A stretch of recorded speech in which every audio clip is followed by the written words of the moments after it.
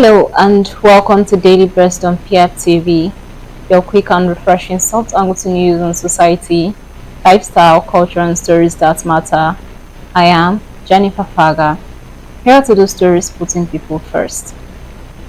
Parents of pupils abducted from Musa Primary and Junior Secondary School in Askira Uba local government area of Borno State have called for urgent action to secure their children's release. The children were abducted by suspected terrorists on May 15, 2026, during a raid on the school. 87 days after the incident, the parents say they have received no clear information on the whereabouts or condition of the children.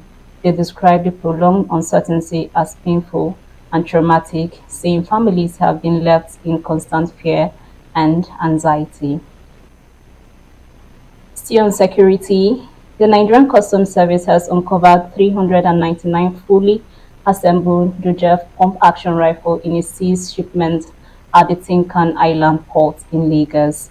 Our correspondent now reports. The weapons were discovered after customs officers completed a detailed examination and coupling of concealed firearms components found inside a container.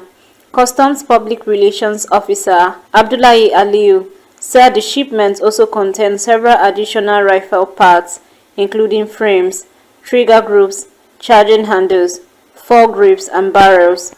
The Controller General of Customs, Adewale Adeniyi, warned that criminal networks could attempt to exploit Nigeria's borders, ports, and airports to smuggle prohibited items ahead of the next general elections. We'll now go on a quick break to return shortly. Please stay with us for more news. On PFTV Spotlight, the heat is real. Can you defend your promises?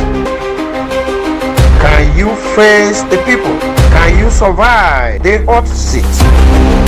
Politicians, leaders, contenders, one by one, they face Nigeria's toughest political conversations. No scripts, no excuses, just the truth. This election season, don't just hear promises.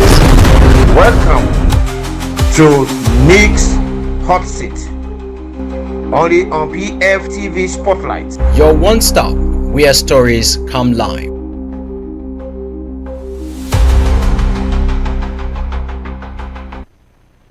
Welcome back to Daily Breast on PFTV. Nigeria's tax revenue has risen to 27.1 trillion naira in the first 7 months of 2026, according to the Nigeria Revenue Service (NRS). Now, the reports. NRS Chairman Zak Adidiji attributed the increase to ongoing tax reforms, the digitization of tax system, and measures introduced to block revenue leakage. He said the country's tax to GDP ratio has also improved from 10.3% to 13%. According to the NRS boss, Nigeria's economy is showing signs of recovery, with economic growth rising from 2.74% in 2023 to 3.8% in the first half of 2026. He also noted that the country's external revenue reached $51.9 billion in July, while the balance of payments moved from a deficit of $3.34 billion to a surplus of $2.38 billion in the first quarter of 2026. In another story, the Nigerian Communications Commission (NCC) says telecommunications operators may face sanctions over poor quality of service and declining customer experience. The regulator has reportedly issued pre-enforcement notice to operators whose network may have failed to meet prescribed quality of service standard. The notice gave affected operators an opportunity to respond to identified infractions before possible enforcement action. However, the Association of Licensed Telecommunications Operators of Nigeria, ALTON, has cautioned against relying solely on fines and penalties, saying poor service is linked to wider infrastructure and operational challenges. We will go on yet another break to be back shortly. Please stay with us.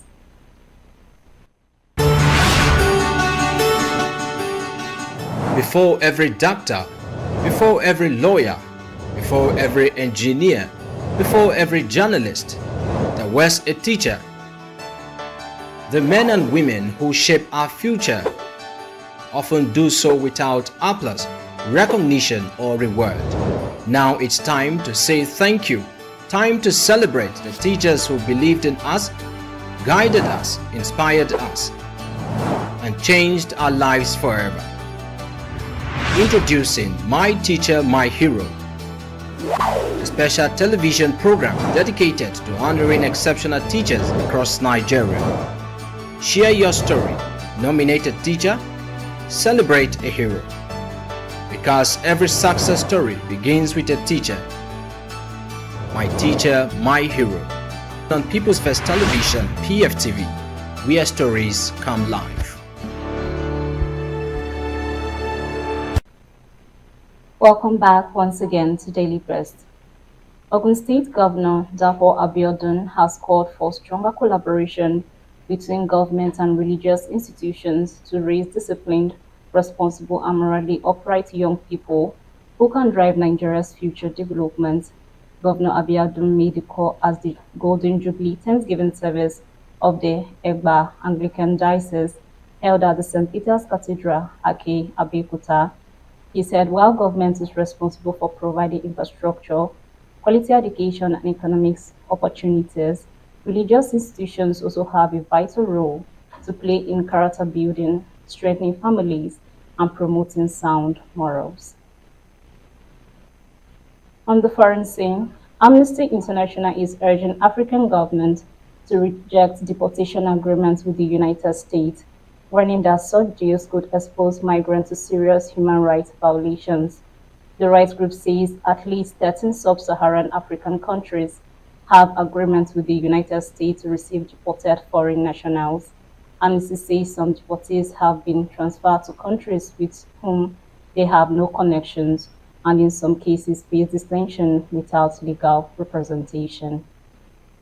That is it on this edition of Daily Burst on People's First Television. I am Jennifer Paga. Stay informed, stay inspired, and stay connected. This is PF TV. Have a great day.